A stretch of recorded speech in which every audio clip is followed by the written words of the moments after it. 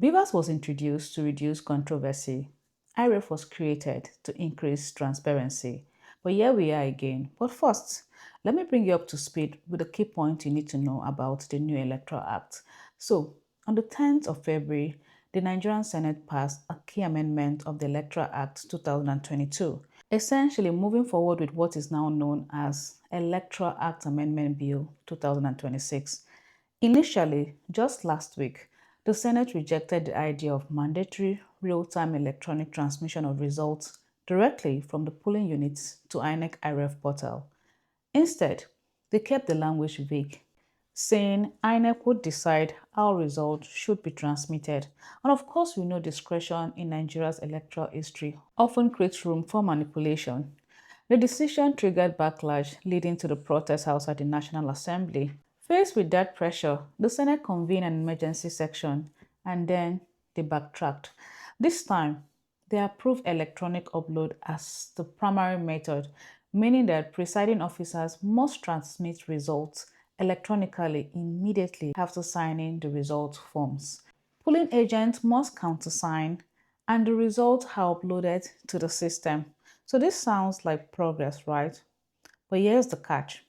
So if technology fails, for example, if there is no network, the process reverts to manual collation using form E68A. And this is where we must slow down and truly understand what is being discussed because many Nigerians still don't fully understand how the system actually works. So let's talk about IREV. What is IREV? IREV is simply INEC's online result viewing portal. It is a platform where the public can see polling unit results. So contrary to the belief, results are not calculated on IREV. IREV is a display window, not a calculator.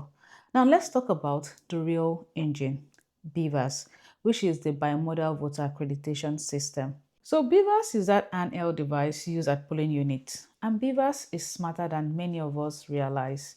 Here's what Bvas actually does.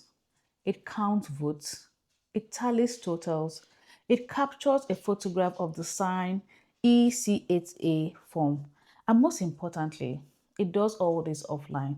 No network required. Even without a signal, Beaver stores everything securely in its memory, like you're saving a file on your phone. So when network becomes available, it uploads automatically. So that was the entire logic behind the introduction of Bvas in the first place.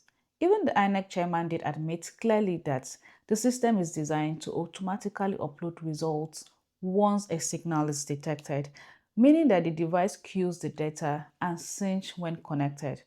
No data loss, no need for desperate improvisation.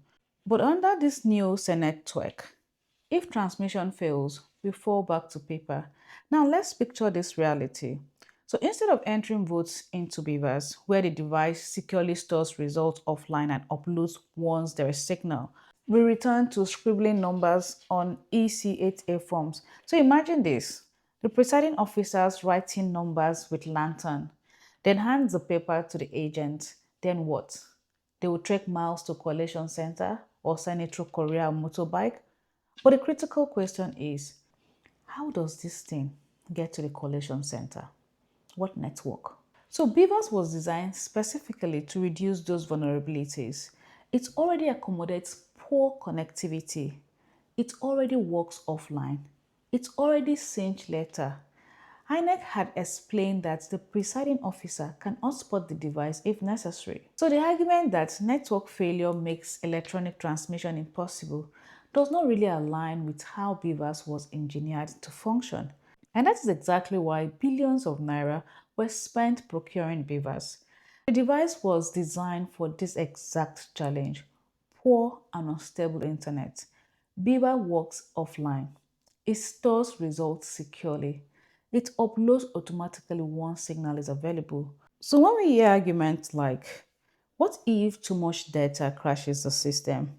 The same way we are sometimes told that too much electricity supply might fall the national grid.